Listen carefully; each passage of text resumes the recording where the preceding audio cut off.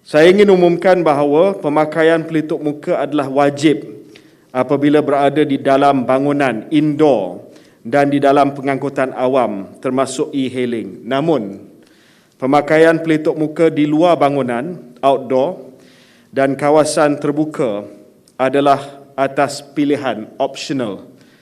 Tetapi masih amat digalakkan kerana pelitup muka mampu mengurangkan penularan jangkitan. Mudah kata, apabila dikuatkuasakan nanti protokol semua ini, pemakaian pelitup muka untuk kawasan terbuka adalah optional, tidak lagi wajib. Hanya pemakaian pelitup muka dalam kawasan tertutup, indoor, masih wajib. Pemakaian pelitup muka diwajibkan apabila berada di dalam bangunan, kawasan tertutup, termasuk gedung membeli belah, pejabat-pejabat dan pengangkutan awam termasuk e-hailing.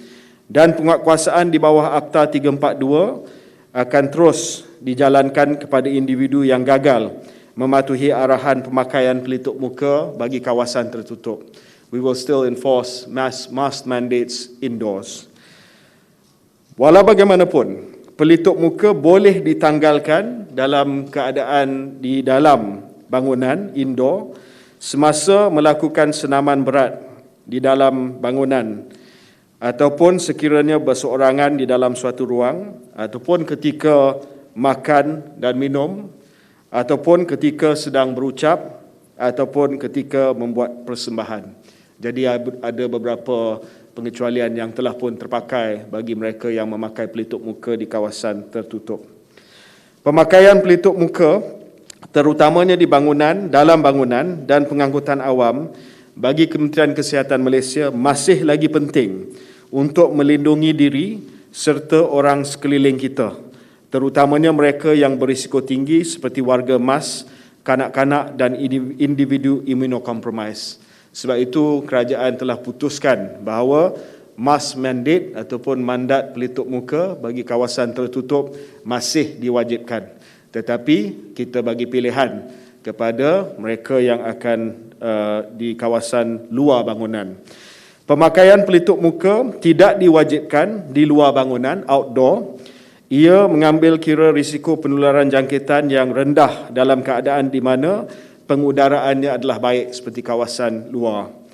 Walau bagaimanapun, Kementerian Kesihatan Malaysia menggalakkan agar pemakaian pelitup muka di luar bangunan terus diamalkan, terutamanya apabila berada di kawasan orang ramai dan sesak seperti bazar Ramadan, pasar malam dan stadium.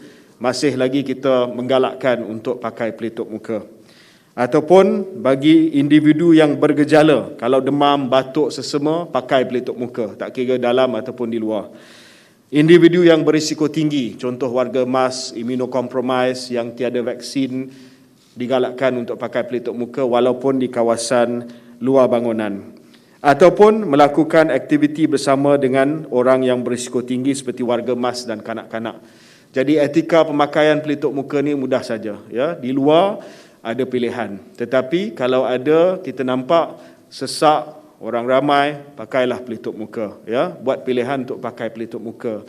Kalau ada orang yang tegur, cakap saya ni warga emas, saya minta cik kalau boleh pakai pelitup muka, pakailah pelitup muka. Ini adalah soal solidarity community dan tanggungjawab individu sekarang. Jadi kita bagi pilihan kepada rakyat Malaysia, penduduk di Malaysia sekarang ni, bahawa di kawasan luar adalah pilihan anda. Tapi buatlah pilihan berdasarkan kepada nasihat yang dikeluarkan oleh Kementerian Kesihatan hari ini. Kita nak balik kampung ni. Insurans dah renew. Bil semua dah settle. Bil dah bayar. Insurans pun dah beli.